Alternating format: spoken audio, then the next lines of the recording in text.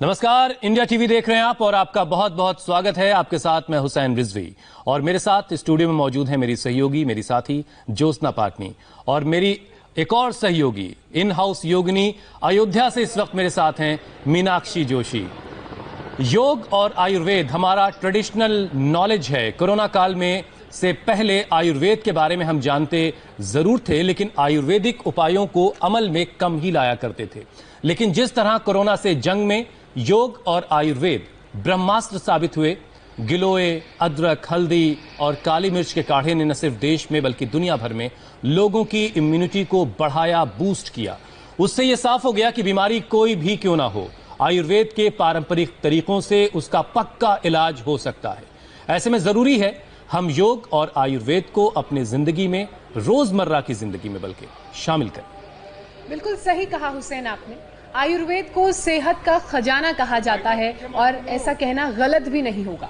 हर जड़ी बूटी के अपने गुण होते हैं, लेकिन उसका ज्ञान होना भी बहुत जरूरी है।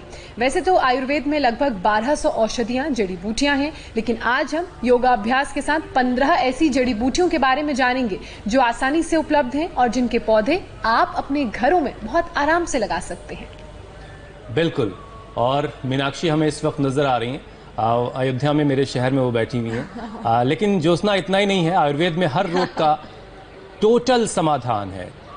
और स्वामी जी भी देखिए इस वक्त हमारे साथ जुड़ चुके हैं। स्वामी जी, बहुत बहुत स्वागत है आपका। आज तो आचार्य बालकृष्ण भी आपके साथ हैं। आज मेरे साथ मैं अकेला नहीं हूँ, मेरे साथ पूज्य आचार्य बालकृष्ण जी भी हैं और मैंने अपना एक कान इनको दे दिया है, तो ये भी सुन सकेंगे आपकी आवाज। अरे वाह। तो स्वामी जी, अयोध्या की पावन नगरी से मैं आपका और आचार्य बालकृष्ण जी आपको जन्मदिन की बहुत बहुत शुभकामनाएं। इस पावन धरती से मैं आप तक ये शुभकामनाएं भेज रही हूँ। हम सबके जन्मदिन की शुभकामनाएं हैं आचार्य जी के लिए। बहुत बहुत धन्यवाद, बहुत बहुत मुबारक हो आचार्य बालकृष्ण जी, आपको जन्मदिन की बहुत सारी बधाइयाँ। स्टूडियो से हम भी मुबारकबाद भेज रहे हैं आपके जन्मदिन की आचार्य जी। तो सुशांत जी, मीनाक्षी जी, ज्योत्सना जी सहित आदरणीय रजत शर्मा सहित इंडिया टीवी और इंडिया टीवी के माध्यम से इंडिया की और भारत की और सारी दुनिया की शुभकामनाएं हम आचार्य जी को दे देते हैं। जी जी जी जी। और आज का कार्यक्रम, हुसैन की शुभकामनाएं भी दे दीजिए। एंकर मैं हूँ सुशांत, तुम गलतफहमी में मत रहना। हाँ, हुसैन की शुभकामनाएं दे दीजिए। तो रामदेव जी, सॉरी, नहीं हुसैन भाई की तरफ से भी लेंगे। हुसैन भाई थोड़ा सा वो चित्त में ना, चित्त में संस्कार रह गए थे, उसके लिए क्षमा करना। नहीं ठीक है। तो हुसैन भाई, मीनाक्षी जी, ज्योत्सना जी, हाँ, मैं आज के इस कार्यक्रम की रूपरेखा ये बता देता हूँ कि हमने योग के तो गुण बहुत बताए पूरे देश को, आज भी बताएंगे, लेकिन आज जड़ी बूटियां, करीब 1 करोड़ पेड़ पौधे, जड़ी बूटियां पूरे देश में लगाने का संकल्प हम आज जड़ी बूटी दिवस पर, श्रद्धेय आचार्य जी के जन्म दिवस पर ले रहे हैं, पूरे इस धरा को सच्चे श्यामला बनाने का। उसके लिए हम सभी का अभिनंदन करते हैं जो इस काम में लगे हुए हैं।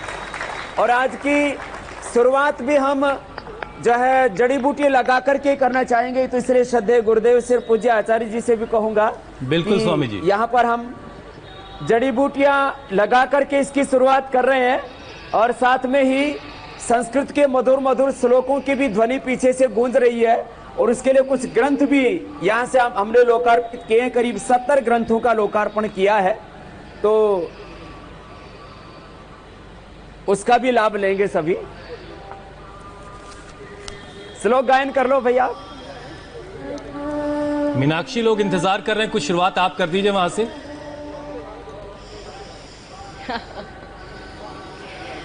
स्वामी जी, आपके आदेश के साथ साथ, क्योंकि आज मंगल का दिन है और मंगल मूर्ति रूप भगवान श्री राम के बड़े भक्त, बड़े अनुयायी हनुमान जी की वंदना में गाना चाहती हूँ।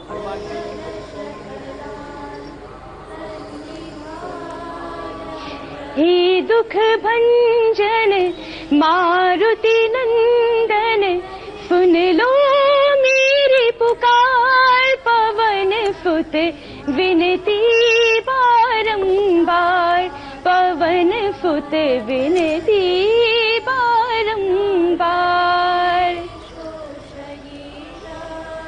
बहुत उम्दा मीनाक्षी। सीधे राम जी के कानों तक आपकी आवाज जा रही है मीनाक्षी। वैसे कहीं भी रहे हम राम जी तक अपनी बातें पहुंचा सकते हैं, लेकिन उसी जमीन पर आप हैं जो राम जन्मभूमि है, अयोध्या है। और इस तरफ एक पौधा लगाया जा रहा है, एक जड़ी बूटी का कोई पौधा है। स्वामी रामदेव अपने हाथों से वृक्षारोपण कर रहे हैं और आप अपने घरों में भी ये पौधे लगा सकते हैं, जिनकी अमूल्य हैं ये पौधे, औषधि है। वो राजदार बातें स्वामी जी ने आम कर दी हैं मीनाक्षी। जिन जड़ी बूटियों के बारे में कोई किसी को बताता नहीं था, वो उनका पर्सनल पेटेंट हुआ करता था। वो पीढ़ी दर पीढ़ी अगली नस्लों तक वो दवाएं पहुंचती थी। वो स्वामी रामदेव ने लोगों के सामने बिल्कुल खोल कर रख दी कि तमाम जड़ी बूटियों के बारे में सबको बता दिया है, और हर आदमी अपने घर में उन जड़ी बूटियों का इस्तेमाल करके। स्वामी रामदेव जी, स्वामी रामदेव जो जड़ी बूटी लगा रहे हैं, इसकी महिमा तो वही ज्यादा अच्छे से बता पाएंगे, लेकिन मैं एक जो जड़ी बूटी भी है और हिंदू धर्म में वो पूजनीय भी है, वो है तुलसी माँ। तुलसी का जो पौधा है, आप उसे जड़ी बूटी के तौर पर इस्तेमाल कर सकते हैं। आप उसे काढ़े में डालते हैं, उसकी पूजा भी करते हैं, और कोई भी भोग प्रभु को अगर लगता है तो वो तुलसी के बिना अधूरा होता है। प्रभु उस भोग को ग्रहण नहीं करते अगर तुलसी उसमें नहीं पड़ी होती। तो स्वामी रामदेव बताएंगे कि जड़ी बूटियों की महिमा क्या है, तुलसी की महिमा क्या है। और तुलसी की एक महिमा मीनाक्षी हम लोगों ने उस दिन भी देखी थी, जब रेडिएशन कम करके तुलसी से दिखाया था स्वामी रामदेव ने। और आज ऐसे ही बहुत सारे पौधे स्वामी रामदेव लगा रहे हैं। और वो हाँ जी, उसने कुछ कहा। अगर तुलसी की बात करें तो कहते हैं कि आंगन में जिसके तुलसी का पौधा लगा होता है, उस घर में, उस आंगन में खुशहाली आप आती है। देख रहे हो जी, यहाँ पर ये तुलसी है, और तुलसी ही नहीं, बहुत प्रकार की जड़ी बूटियां यहाँ पर हैं जो आप मेरे यहाँ देख रहे हैं साथ में। तो सैकड़ों जड़ी बूटियां, हार श्रृंगार से लेकर के, श्रेयक से लेकर के, जो है तुलसी से लेकर के, वन तुलसी से लेकर के, और शतावर, अश्वगंधा और सारे मेधा, महामेधा, सुदर्शन और अलग अलग प्रकार के नागदोन, ये सारी जड़ी बूटियां, तेजपात, आप यहाँ अश्वगंधा या हमारे आगे वासा देख रहे हैं, अड़ूसा जिसको बोलते हैं, ये तुलसी जिसके बारे में आप बोल रहे थे। इतनी तो जड़ी बूटियों का सबको बोध है। ऐसे बहुत प्रकार की जड़ी बूटियां वो यहाँ पर हमने दाएं बाएं और लगाई हुई हैं। फोन थोड़ा कट गया, उसको जोड़ लेंगे। वैजयंती से लेकर के जिसके ऊपर फल आता है तो उसकी माला भी बनती है। तो बहुत लोगों को लगता होगा पता नहीं किसी पेड़ पर लगता है, ये पौधा होता है, उसी के ऊपर ये वैजयंती के फूल और फिर उसके फल लगते हैं। तो ये सारी औषधियां, जड़ी बूटियां तो आप हमारे साथ देख ही रहे हैं। तो कोशिश करेंगे कि दोबारा से स्वामी जी ये तमाम फोन उठा लो भाई, आ गया है उधर से भी। हाँ, और हुसैन भाई जी, आज हम एक बड़ा काम ये भी कर रहे हैं कि सभी हमारे इंडिया टीवी के दर्शक प्राणायाम तो करते ही रहे। प्राणायाम तो सबको ही करना, और यहाँ भी कर लेंगे सब। भस्त्रिका जो स्वामी जी बहुत जोर से लगी हुई कपाल भाती में, और अनुलोम विलोम करने में लगी हुई मीनाक्षी जी। स्वामी जी लगता है कि पूरा आज इंडिया टीवी की स्क्रीन बहुत खूबसूरत हो रही है। शीतकारी करना पड़ेगा। देवानाम पूरा अयोध्या। स्वामी जी आज इंडिया टीवी की स्क्रीन बहुत खूबसूरत नजर आ रही है। आपकी दो शिष्याएं, एक अयोध्या में बैठी हैं, एक यहाँ स्टूडियो में बैठी हैं। दोनों इंतजार कर रही हैं कि आप क्या शुरुआत करवाने जा रहे हैं उनसे, और पूरा देश इंतजार कर रहा है। देखिए टपाटप पसीना निकल रहा है। आज शुरुआत पूरे देवता अपने चरम पर है। शुरुआत जो है हाँ, भस्त्रिका, कपाल भाती और अनुलोम विलोम, सब हमारे योगी भी, योगिनियां भी। हमारे आपके यहाँ तो दो ही योगिनियां हैं, ज्योत्सना जी और मीनाक्षी जी। हमारी बहुत योगिनियां यहाँ पर हैं। सब अनुलोम विलोम करो भाई। हाँ, तो या जो है वहां वो दो योगिनियां भी कर रहे हैं, और सारे योगी भी हैं हमारे। तो भस्त्रिका, कुछ भस्त्रिका करेंगे, कुछ कपाल भाती करेंगे, कुछ अनुलोम विलोम करेंगे। और ये प्राणायाम करते करते इससे आयु भी बढ़ती है, इससे रोग भी दूर होते हैं। आज भारत में सबसे ज्यादा रिकवरी रेट कोरोना का इसलिए है, और डेथ रेट बहुत कम इसलिए है क्योंकि योग कर रहे हैं, जड़ी बूटियों का प्रयोग कर रहे हैं, और अच्छा आहार ले रहे हैं। अच्छा आहार, अच्छा विचार और अच्छा आचार भी हम आज बताने वाले हैं। आचार शास्त्र जो है, अभी तक आचार शास्त्र का तो सबने सुना है कि आचार, विचार, वाणी, व्यवहार, स्वभाव, आचरण ऐसा होना चाहिए। आज आचार शास्त्र की भेंट देने वाले हैं हम। तो आचार जो है आचार शास्त्र को, आचार को संस्कृत में संधित बोलते हैं। तो आज संधित प्रकाश, अचार का नाम लेते ही मीनाक्षी जी ने तो प्राणायाम करना ही छोड़ दिया, उनको लग रहा है कि कुछ अचार खाने को मिलेगा।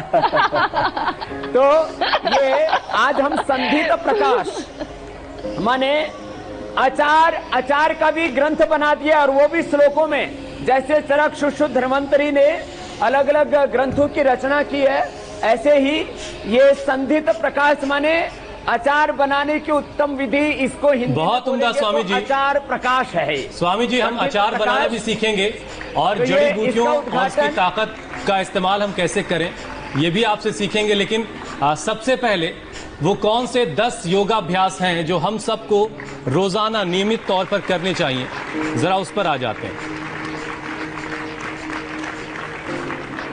हाँ, तो अचार प्रकाश में जो अचार बनाने की विधि है उसको संस्कृत में सुनाते हैं। और सबसे पहले 10 योगाभ्यासों में से आज हम प्राणायाम के ऊपर विशेष फोकस कर रहे हैं। बिल्कुल, प्राणायाम और फिर कुछ व्यायाम करवा देंगे। तो सबसे पहले भस्त्रिका 2-3 मिनट तो ये करना है। तो 2 मिनट भस्त्रिका होगा, तब तक अचार कैसे बनाते हैं और उसकी संस्कृत में कैसे अचार बनाने की विधि भी संस्कृत के श्लोकों के साथ है, तो वो सुनाते हैं आपको हमारे सुरभि और हैं जी स्वाति जी और देववाणी जी और हमारे भाई, वो अचार बनाने की विधि के श्लोक भी सुनाएंगे। तो भस्त्रिका शिखरिणी छन्दः कटाहे प्रातैलम् यथ तदवशिष्टं क्षिपत भो प्रताप्यार्द्रारेष्टं सकल जलपेशं किल कला। फिर कपालभाति तदा धूमोद्यातं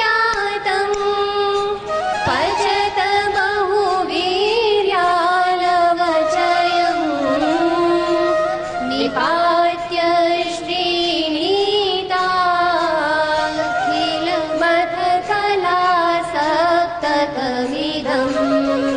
निपात्य श्रीणीताखिलमथ कला सप्तकमिदम् प्रतीते वृन्ताके यथ कपिलवर्णेन सदृशे कचोले चैकस्मिन् भरत तो इस प्रकार से कपाल भाति करते करते आपको कुछ श्लोक भी सुना रहे थे। एक छंद शायद अब दूसरे छंद में सुनाएंगे। तो कपाल भाति 5 से 10 मिनट सबको करना है, और अचार में खाली 4-5 स्वस्थ अचार ही खाने हैं। सबसे स्वस्थ अचार होता है आंवले का। तो आंवले का अचार भी इधर ला दो भाई। है? अब ये तो नहीं कहेंगे खिला दो, तो खिलाने वाला कार्यक्रम तो बाद में करेंगे। तो आंवले का अचार खाना चाहिए, नींबू का अचार खाना चाहिए, लिसोड़े का, उसको कैर का अचार भी बोलते हैं राजस्थान में, कैर का अचार, हरी मिर्ची का। लोग ज्यादा अचार किसका खाते हैं? लाल मिर्ची और आम का अचार खाते हैं। ये सबसे खराब अचार है। हाँ, तो अच्छे अचार खाने चाहिए, अच्छा आचरण करना चाहिए। तो ये अच्छे अचार भी हमने बनाए हुए हैं, और उसकी विधि भी हमने, अचार बनाने की विधि का शास्त्र भी भारत के इतिहास में पहली बार लिखा गया, और उसका विमोचन इंडिया टीवी पर किया गया है। तो कपालभाति और अनुलोम विलोम करना है। क्या बात। अनुलोम विलोम करते हुए एक सुंदर सा आपको संस्कृत का श्लोक भी सुनाते हैं, और अलग अलग छंदों में सुना रहे हैं। तो कौन से छंद में सुनाएंगे भाई? पंचचामर छन्दः जले हि कूपक प्रमाण के गुणं पुरा क्वथे तदामलेन वाससा च साधुतं विशोधये गुडश्रितेम्लिकार संनिपात्य चापि चुल्लिका मुखे कटाहकं निधाय चोत्पथे मिश्रणम् तदर्धभागकल्पकं जलं यदा कटाहके वशिष्ठमेतु दिक्पथं श्रिते उच्चचूर्णकम् पटुज्वले तथा च साधुरन्धये च कृष्णके प्रगाढतां गते प्रवेशवारकं प्रपृङ्क्त च निपात्य वेशवारकं कलाद्वयं पुनस्तथाभिरन्धयेत चावतारयेत तुल्यतस्तथा प्रशीतयेत मिश्रणं हरेध्वमासु शूद्रके। स्वामी जी, कपालभाति अनुलोम विलोम के बाद अब लोग इंतजार कर रहे हैं, इसके बाद किस योगाभ्यास की बारी है? प्रभक्षयेत सम्मदेन तथा च भाजने प्रभक्षयेत सम्मदेन। कुछ कह रहे थे आप? मैं आचार की सुगंध में और आचार के भजन में और जो यहाँ श्लोक गाया जा रहा था अलग अलग छंदों में, इसमें लीन हो गया। तो कुछ कह रहे थे हुसैन भाई? स्वामी जी, अनुलोम विलोम और इसके बाद आगे कौन सा योगाभ्यास करने हैं, लोग इंतजार कर रहे हैं।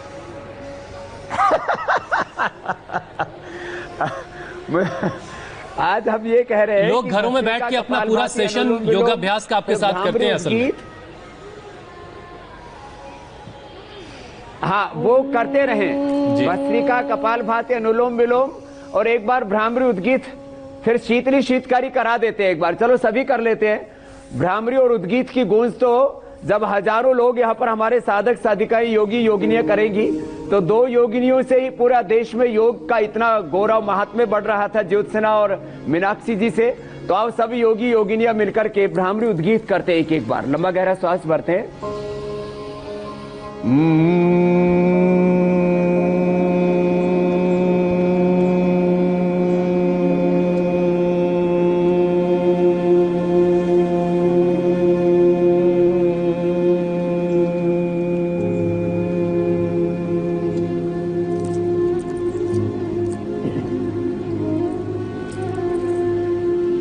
भ्रामरी के बाद फिर उद्गीत। लंबा गहरा श्वास भरेंगे।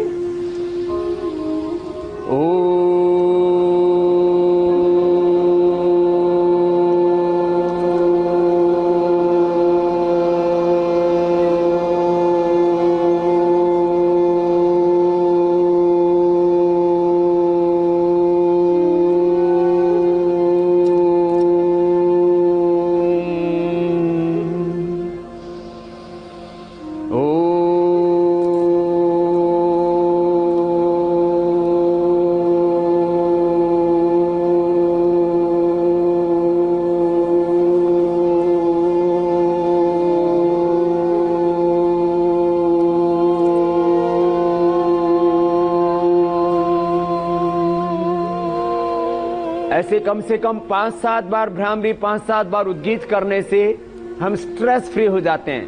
Stress, less physical activity, over eating, unhealthy lifestyle, ज्यादा बीड़ी, सिगरेट, शराब, ऐसी बुरी आदतें और उसके साथ साथ दवाइयों के साइड इफेक्ट्स, बीमारियों के कॉम्प्लिकेशंस, इससे बचने का एक ही उपाय है कि हम प्रतिदिन कम से कम ये रोज भस्त्रिका, कपालभाति, अनुलोम विलोम, भ्रामरी उद्गीत, ये 5 प्राणायाम तो करें।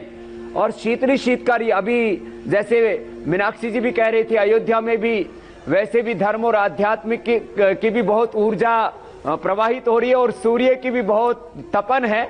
तो इसके लिए शीतली शीतकारी, जब भी गर्मी लगे तो ये 2 प्राणायाम कर लेने चाहिए। ये स्ट्रेस के लिए, डिप्रेशन के लिए भी बहुत अच्छे हैं, हाइपरटेंशन के लिए भी, जिनको गुस्सा बहुत अधिक आता है, ये हार्ट के लिए भी बहुत अच्छे हैं।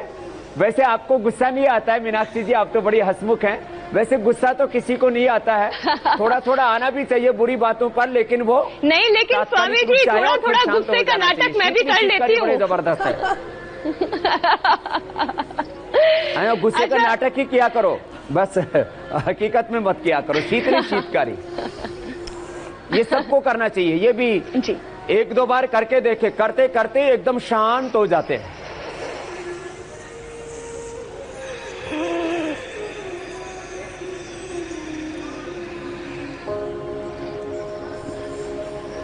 ये शीतली जीवा बाहर निकाल के मुंह से श्वास लेना होता है। बाकी सभी प्राणायामों नाक से श्वास लेते हैं, इसमें मुंह से श्वास लेते हैं।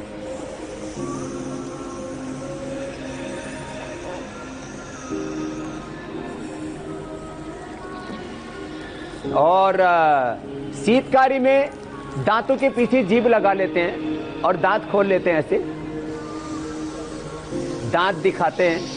ये पत्नी के सामने दिखा के मत करना, नहीं तो पता लगे दांत ही तोड़ दिए कि मुझे क्यों दांत दिखा रहा है। लेकिन ये मजाक की बात है, ऐसी करती नहीं है। हाँ, और जीभ अगर चिढ़ा रहे हैं तो जीभ काट दी। जो है पत्नियां तो फिर भी बहुत अच्छी होती।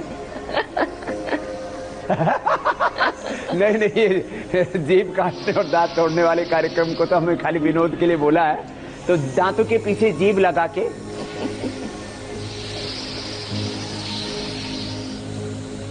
इस प्रकार से मुंह से लिया, नाक से छोड़ा, तो ये शीतरी शीतकारी। तो ये तो प्राणायाम बहुत जरूरी है सबके लिए। 99% प्राणायाम से ही रोग ठीक होते हैं। मैं कह रहा था रिकवरी रेट भारत में इसलिए ज्यादा है कि यहाँ अब करीब 90 से 99% तक लोग, 90 से 99% भस्त्रिका, कपालभाति, अनुलोम विलोम, भ्रामरी, उद्गीत, शीतली, शीतकारी, उज्जाई, ये गले और थायराइड के लिए, कोरोना के लिए भी अच्छा है। गले को टाइट करके श्वास को अंदर भरना, साउंड के साथ रोक करके रखना और फिर दाएं नाक बंद करके बाएं से छोड़ना। ये पूरा देश प्राणायाम कर रहा है, इसलिए रिकवरी रेट यहाँ ज्यादा है। बिल्कुल, डेथ रेट इसलिए कम है। और मैं तो चाहता हूं सब लोग प्राणायाम के साथ जड़ी बूटियां आज हम और बताने वाले हैं। जो लोग ये प्रयोग कर रहे हैं वो कोई भी मौत के शिकार नहीं हो रहे। ये बहुत बड़ी बात है कि हिंदुस्तान में रिकवरी रेट ज्यादा होने में, डेथ रेट बहुत कम होने में सबसे बड़ा योगदान योग आयुर्वेद का है। और ये प्राणायाम तो सबको करने ही करने हैं। कुछ आसन भी हमारे कुछ छोटे योगी आ जाएंगे जो यहाँ पर दुनिया भर से स्वामी जी रिएक्शंस हमारे पास आते हैं, चक्रासन, भुजंगासन, कि आपके बताए काढ़े और ब्रीदिंग एक्सरसाइज से जी उनको कोरोना में बहुत फायदा हुआ है, कोरोना से लड़ने में वो कामयाब हुए हैं। और हुसैन भाई, हमने 60,000 से ज्यादा जड़ी बूटियों पर विश्व भेषज संहिता, वर्ल्ड हाइबर इंसाइक्लोपीडिया, उसका एक भाग का तो विमोचन आदरणीय नरेंद्र मोदी जी से करवा चुके हैं हम, या पतंजलि रिसर्च इंस्टीट्यूट के जब उद्घाटन पर आए थे उसके। और उसमें कैनवास पेंटिंग भी कितनी तैयार हो चुके हैं आचार्य जी? 40,000 कैनवास पेंटिंग भी प्लांट्स के, जो करीब 400-500 साल तक टिकती है। हिंदुस्तान में जब भारत गुलाम था अंग्रेजों का, उस समय ये शुरू की थी, क्या नाम है, रॉक्सबर्ग ने शुरू की थी। वो प्रक्रिया बीच में बंद हो गई थी, वो प्रक्रिया भी हमने दोबारा शुरू कर दी है। कितने किलोमीटर लंबी पेंटिंग बना दी है? करीब लगभग 30 किलोमीटर। आओ ऊपर आओ, इधर आसन शुरू करो। शीर्षासन, सर्वांगासन, हलासन आसन भी कर रहे हैं और साथ में हम जड़ी बूटियों के बारे में भी बता रहे हैं। तो ये हमारे वो योगी हैं जो यहां से आसन भी करके बताएंगे। और आसन करो। और आसन करते करते हम ये बता रहे थे आपको जी, शीर्षासन, सर्वांगासन, हलासन, चक्रासन करो। जड़ी बूटियों के बारे में आपको ये बता रहे थे कि 30 किलोमीटर लंबी कैनवास पेंटिंग वो बना चुके हैं। 60,000 से ज्यादा जड़ी बूटियों पर वर्ल्ड हाइबर एनसाइक्लोपीडिया और अलग अलग ग्रंथ, जैसे आज हमने चाहे आयुर्वेद की शिक्षाओं के लिए ये भिषक,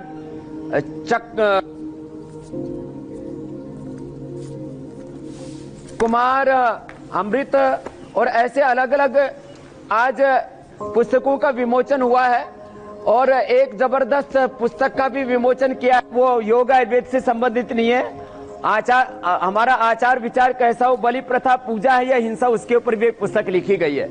तो ये आसन तो देखो, ये बच्चे बहुत अच्छा कर रहे हैं, बच्चे भी बहुत अच्छा कर रहे हैं। अभिनंदन है। और स्वामी जी, इंडिया टीवी के 2 बच्चे शुरू हो चुके हैं। ज्योत्सना और मीनाक्षी भी लगातार अलग अलग योगाभ्यास कर रहे हैं। और स्वामी जी, आज तो बहुत सारे लोग मांग कर रहे हैं कि 1 घंटे का कार्यक्रम होना चाहिए था। 1 घंटे का कार्यक्रम की लोग आज मांग कर रहे हैं, लेकिन समय बहुत तेजी से जा रहा है। तो स्वामी जी, कम से कम 10-15 जड़ी बूटियां ऐसी बताइए जो हर घर में होनी चाहिए। हजारों जड़ी बूटी हम सब याद नहीं रख सकते, कम से कम 10-15 जड़ी बूटियां ऐसी बताइए जो हर घर में होनी चाहिए और उसका इस्तेमाल कैसे किया जाए। हम आज यही बताने वाले हैं कि आसन तो इधर चल ही रहे हैं। आचार्य जी आप आ जाओ मेरे साथ, क्योंकि जड़ी बूटियों के तो जो प्रामाणिक गुरु हैं वो हमारे आचार्य बालकृष्ण जी हैं, और बच्चे आसन बहुत अच्छे कर रहे हैं, इतने जबरदस्त आसन कर रहे हैं, इनको देख करके लगता है कि हम भी दोबारा बच्चे हो जाएं। क्या बात है, बहुत ही सुंदर, बहुत सुंदर। वैसे तो सबको होना ही है।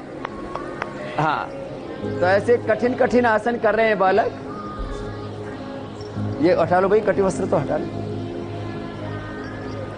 तो ये तो कठिन आसनों का दौर तो इधर चलता रहेगा जी। तो बीच बीच में ये फ्रेम दिखाते रहेंगे। हम लोग आसान काम कर लेते हैं। आप बोल रहे थे कि घरों में 10-15 जड़ी बूटियां, गमलों में, छतों पर, घर आंगन में हम क्या क्या लगा सकते हैं। तो एक तो ये सबसे पहले आचार्य जी कुछ बता रहे हैं। ये आप सब नाम से परिचित हैं, पूरी दुनिया नाम से परिचित है इससे। ये गिलोय, ये जो गिलोय है ये आज गिलोय घनवटी के रूप में आप ये औषधि है, बहुत विश्व प्रसिद्ध। और आज भारतवर्ष में यदि इस कोरोना से किसी ने रक्षा करी है तो उसमें से बहुत महत्वपूर्ण औषधि है गिलोय। इस गिलोय को आप घर में लगा सकते हैं, और ये जहाँ पर भी थोड़ी सी जगह हो, लता होती है, बढ़ जाएगी। और ये किसी भी तरह की वायरल या बैक्टीरियल इन्फेक्शन है, या शरीर के अंदर टॉक्सिक बढ़े हुए हैं, विजातीय तत्व की वृद्धि है, उसको रोकने में ये बहुत ही अद्भुत है। और इसके साथ साथ में आप देख रहे हैं ये तुलसी जो है, ये तुलसी हम सब जानते हैं। आज भारतीय जो संस्कृति और परंपरा में भगवान श्री राम की तपस्थली में आप लोग बैठे हैं।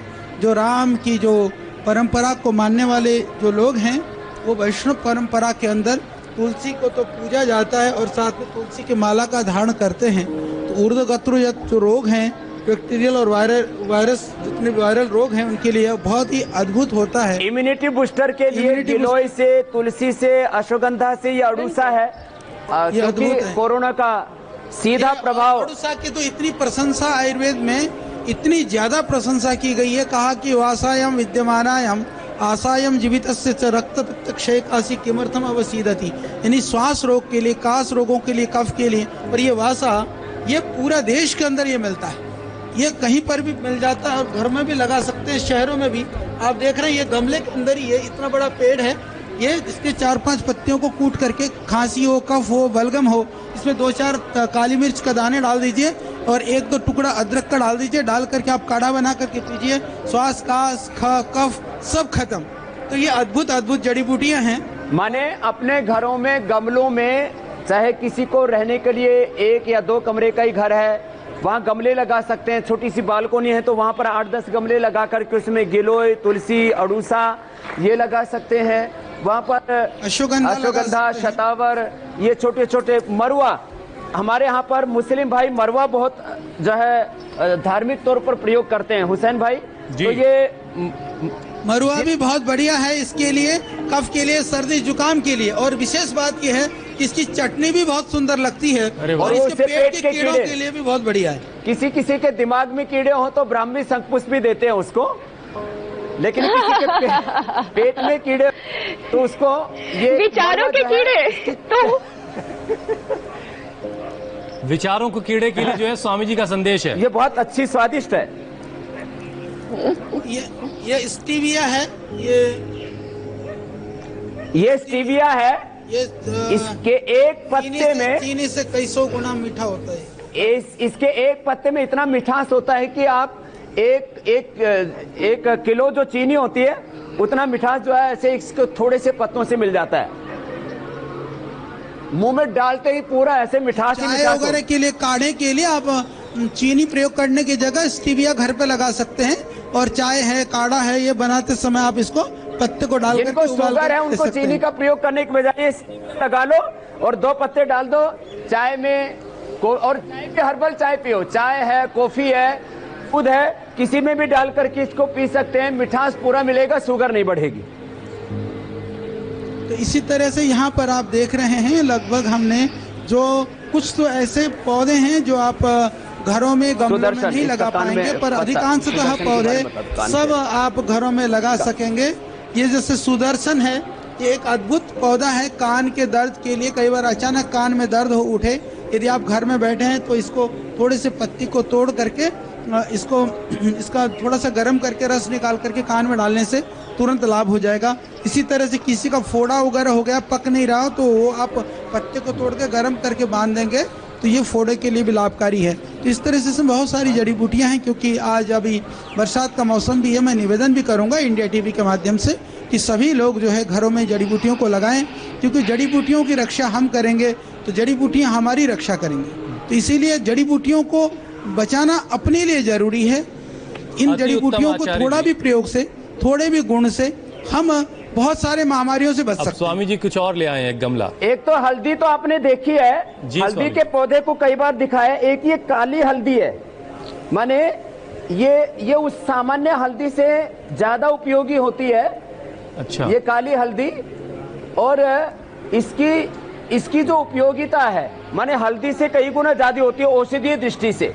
तो ये भी अपने घरों के अंदर लगा सकते हैं। अभी तो क्योंकि परिपक्व होने पर इसका आप देख रहे हैं, इसका पौधे का रंग इसके अंदर भी, तने के अंदर भी ये कालापन सा दिख रहा है, और इसके बीच में भी देख रहे हैं कि यहाँ पर ये कालापन सा दिख रहा है।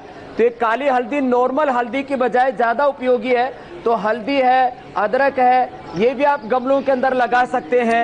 आंवला है, ये नीम है। नीम आप जो है आजकल बोनसाई तैयार करने की एक परंपरा है, तो बोनसाई जी के तौर पर आप आंवले का को, नीम को, ऐसे इन पौधों को आप अपने घरों में लगा सकते हैं। और स्वामी इनके जी। ऊपर जो है नीम के पत्ते भी खा सकते हैं। तो नीम के पत्ते खाते रहेंगे तो बोनसाई वैसा ही हो जाएगा। स्वामी जी आपने जो बातें बताई वो अमूल्य तो हैं, और अलग- राज की अलग बातें प्रकार आपने के- सब आज खोल के रख दी हैं। गिलोय, तुलसी, अश्वगंधा, अडूसा, सतावर, मरुआ, सुदर्शन, हल्दी, काली हल्दी, अदरक। स्वामी जी अब लोग ये सवाल पूछ रहे हैं, बहुत आम सा सवाल आ रहे हैं सोशल मीडिया पर, ट्विटर पर, फेसबुक पर, कि ये पौधे क्या आमतौर से उनके शहरों में मिल जाएंगे उन्हें लगाने के लिए, और लगाने के लिए क्या कोई विशेष विधि होती है, या फिर आमतौर से जैसे पौधे लगाए जाते हैं वैसे ही लगा सकते हैं? बरसात के मौसम में भाई हुसैन भाई अभी सब जगह पर लगभग नर्सरी में ये पौधे जहाँ पे कहीं भी किसी भी शहर में जो नर्सरी है वहाँ पर आराम से इजीली अवेलेबल हो जाते हैं। ठीक है। थोड़ा सा कहीं कहीं मिलेगा। अब तो गिलोय वगैरह, नीम वगैरह सब लगा कर समय है, ये सीजन है। स्वामी जी आचार्य बालकृष्ण की आवाज हम तक ठीक से नहीं आ पा रही है। हाँ आचार्य बालकृष्ण जी माइक छोड़ देते हैं ना, इसलिए। अब आ रही होगी मेरी आवाज? जी बिल्कुल आ रही है जी। तो मैं आपको बता रहा था कि ये जो पौधे हैं क्योंकि बरसात में ही लगते हैं, तो बरसात के हिसाब से अभी सीजन बहुत उपयुक्त है जी। और हुसैन भाई एक और रहस्य की बात बता देता हूँ। आप रहस्य की कह रहे हैं तो ये जो तुलसी है बरसात में तो नॉर्मली हो जाती है, जहाँ ज्यादा ठंड होती है सर्दी में सूख जाती है, पर इस सर्दी में इसको जिंदा रखना हो, इसकी जो मंजरियां हैं ना, ये जैसे ये जो मंजरियां हैं इसको तोड़ दिया जाए, ये मंजरियों को तोड़ करके इसको रखें तो ये तुलसी जो है वो सर्दी में भी नहीं सूखती है, और थोड़ा सा जहाँ कहीं खुले आसमान पर है तो थोड़ा सा छाया कर दे, ये कम से कम फिर 2-3 वर्ष तक तुलसी जीवित रहती है। इस तरह से आप सर्दी में, गर्मी में भी अभी जैसे आप काढ़ा बना करके सर्दी, जुकाम, वायरल फीवर हो, कोरोना हो, तो तुलसी, काली मिर्च, लौंग। और ये इनके अब जैसे अश्वगंधा, इसके ये बीज जो है इन्हीं से पौधा तैयार हो जाता है, और ये पूरे देश में अब लोगों ने अपने घरों में लगाना शुरू कर दिया। इससे लोग वेट घटा रहे हैं, पत्ते खा करके, जड़ खा करके वेट बढ़ा रहे हैं। अश्वगंधा का रूट और सतावर का रूट, ये सतावर जो है, ये सतावर रहा, इसका रूट जो है, और अश्वगंधा का रूट, ये वजन को बढ़ाते हैं अंडरवेट के लिए। अश्वगंधा के पत्ते वजन को घटाते हैं। सफेद मूसली, ये शक्ति की सबसे बड़ी औषधियां हैं। तो योग से तो शक्ति मिलती है। हमारे बच्चे कर रहे हैं, एक बार इनका फिर से अभिनंदन हो जाए। बड़े कठिन आसनों के करने में लगे हुए आपने। बहुत और शानदार। साथ ये अश्वगंधा, शतावर, सफेद मूसली जो आप कह रहे थे हुसैन भाई, ये सब जगह नहीं मिलेंगे। इसके लिए स्पेसिफिक नर्सरी में, या कभी हरिद्वार में आए तो यहाँ पतंजलि में एक नर्सरी है, वहाँ 1000 से ज्यादा पेड़ पौधों को उपलब्ध भी हमने कराया है। तो कोई भी हरिद्वार आएगा तो उपहार के तौर पर यहाँ पतंजलि नर्सरी से पौधे अपने घर ले जा सकता है। तीर्थ का दर्शन करते करते ऐसी जड़ी बूटियां भी अपने घरों में लेकर के जाएं जो कि आपको सच में तीर्थ का मतलब है जो तार दे, जो सब दुखों से रोगों से तार दे, वो जड़ी बूटियां भी हम यहाँ सबको उपलब्ध कराते हैं। अद्भुत स्वामी जी, अद्भुत। अच्छा स्वामी जी, ये तमाम जड़ी बूटियां जिसके लिए पहले हम कहते थे कि राज को राज रहने दो, और आपने राज को आम कर दिया, घर घर पहुंचा दिया। अब पूरी दुनिया लोहा मान रही है स्वामी जी आपके योग का और आपकी जड़ी बूटियों का। स्वामी जी, आप जरा मन के विचारों के लिए भी और उसकी शुद्धि के लिए, उसकी मजबूती के लिए आपका संदेश हो जाए आखिर में। तो आज का संदेश हमारा यही है, भारत ऋषियों का देश है, भारत योग आयुर्वेद का देश है, भारत वेदों का देश है, भारत राम कृष्ण का देश है, गौतम कणाद जमनी पाणिनि पतंजलि का देश है।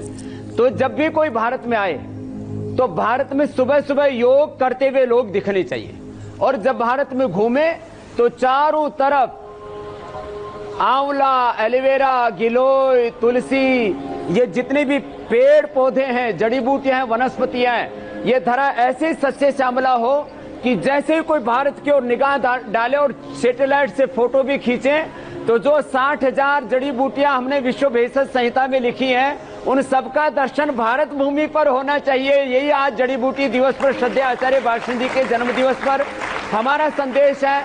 और हमारा संदेश ही नहीं है, हम जो कहते हैं उसको करते हैं। हमारे यहाँ शास्त्रों में कहा, वेदों में कहा, स्वेन क्रतुना संवदेत, हम अपने कर्म से बोलें। तो हमारा जीवन, हमारा संदेश होना चाहिए। तो हम 1 करोड़ पेड़ पौधे, जड़ी बूटियां इस भारत भूमि पर लगाने का आज जड़ी बूटी दिवस पर श्रद्धेय आचार्य बालकृष्ण जी को गिफ्ट के तौर पर दे रहे हैं, और 1 करोड़ जड़ी बूटियां, पेड़ पौधे हम देश भर में लगाएंगे। यही आज का हमारा संदेश है, और लाखों लोग स्वामी जी लगे हुए बहुत ही हैं, सुंदर उनका भी संदेश है। अभिनंदन करते हैं। करोड़ का संकल्प तो पूज्य स्वामी जी का है।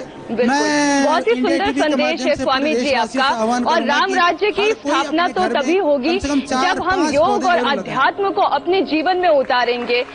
तो स्वामी जी और आचार्य बालकृष्ण जी, आप दोनों का बहुत बहुत धन्यवाद। लेकिन स्वामी जी, इससे पहले कि हम अपने इस कार्यक्रम को संपूर्ण करें, एक सवाल। मैं तो अयोध्या नगरी पहुंच गई हूं, और राम राज्य की स्थापना कैसे होगी, योग और अध्यात्म कैसे लोगों के जीवन का हिस्सा बनेगा, तो स्वामी जी आप कब खुद पधार रहे हैं अयोध्या नगरी? मैं अयोध्या में आज दोपहर तक पहुंच जाऊंगा। अभी यहां से हेलीकॉप्टर से उड़ के दिल्ली आऊंगा और दिल्ली से अयोध्या आ जाऊंगा, और फिर वहां कल का सेशन हम इंडिया टीवी के माध्यम से अयोध्या से ही पूरे देश को देंगे। और योग के, अध्यात्म के बल पर, चरित्र के बल पर, मर्यादाओं के मार्ग पर चल करके, धर्म संस्कृति के मार्ग पर चल करके कैसे राम राज्य आएगा, आधि भौतिक, आधि दैविक, आध्यात्मिक, भौतिक, दैहिक, दैविक, भौतिक, तापा, राम राज नहीं काहू व्यापा। तो कल हम अयोध्या की भूमि से ही इंडिया टीवी के माध्यम से पूरे देश में योग का संदेश देंगे, और पूरा राम राज्य कैसे आएगा ये भी बताएंगे। तो स्वामी रामदेव कल राम जन्मभूमि से अद्भुत योग आपको सिखाएंगे, जिससे आप बनेंगे शक्तिशाली। ये कल का कार्यक्रम हम आपको बता रहे हैं। आप दीर्घायु और निरोगी होंगे, राम जैसा तन, मन और जीवन आपको मिलेगा। और इसे पाने के लिए आपको देखना होगा कल का बहुत ही खास सेशन। अयोध्या से सीधे रामदेव, स्वामी रामदेव आपके साथ जुड़ेंगे। स्वामी जी बहुत बहुत शुक्रिया, बहुत बहुत धन्यवाद। और आचार्य बालकृष्ण जी, आपको जन्मदिन की बहुत सारी बधाइयां। और एक ब्रेक का वक्त है यहां। ब्रेक के बाद देखिए 24 घंटे बाद होने वाले भूमि पूजन के लिए कैसे तैयार हो चुकी है अयोध्या।